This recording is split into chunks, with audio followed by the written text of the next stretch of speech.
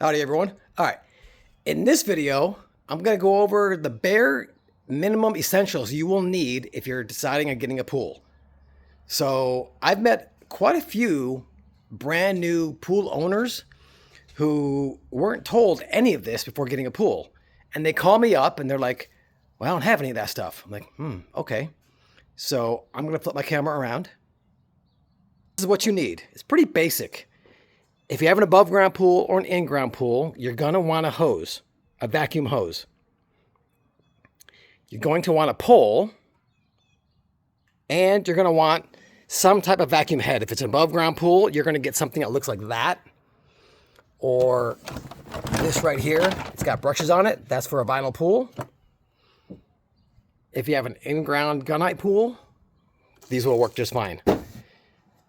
That's the bare minimum, and a net. You're gonna need a net. So 1, 2, 3, 4, maybe 5 pieces of equipment that you must have if you're getting a pool. Number 2, things that people aren't told when they're getting pools. You're gonna need chemicals. So that's a bucket of Cal Hypo Shock.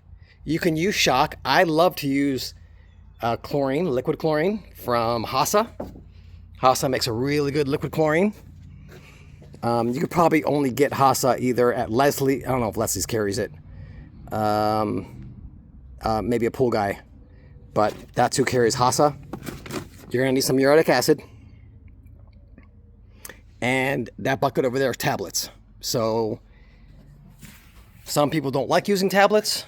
I'm one of the pool guys that says, yeah, you can definitely use them in the summer, sparingly. You don't gotta fill up your containers with tablets, because then you're going to shoot your conditioner level way up. So that's it. That's what you need. You need a pole. You need a hose. You need a net. You need some kind of vacuum head depending on your surface. You need chlorine, liquid or powder, and some tablets. Oh, another big thing. That bucket right there, you're going to want to get some of this. This is called stabilizer. It's also called cyanuric acid. Some people call it conditioner. It's got a bunch of different names. It all does the same thing. It protects your chlorine from the sun in the pool.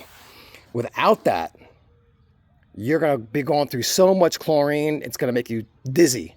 And chlorine's not cheap. Now, if it's too high in your pool, then you're also going to use a lot more chlorine. So you need to make sure you get a test kit to test your level, because you don't want too much of that. You need to be between 30 and 50 is ideal. I've had pools 70, 100, and they've been fine. 100's pushing it, 70, you're okay. So there you go. If you're gonna get a pool, make sure to get the bare essentials. Any questions, drop in the comments below.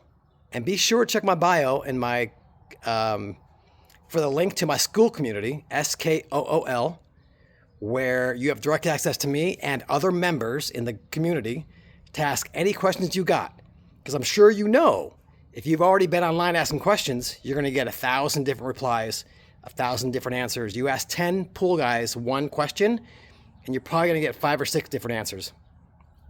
So I'm not saying they're right or wrong, and I'm not saying I'm right or wrong. But join the community. It's free, and I'll see you in there. All right, have a good day, everybody. Bye-bye.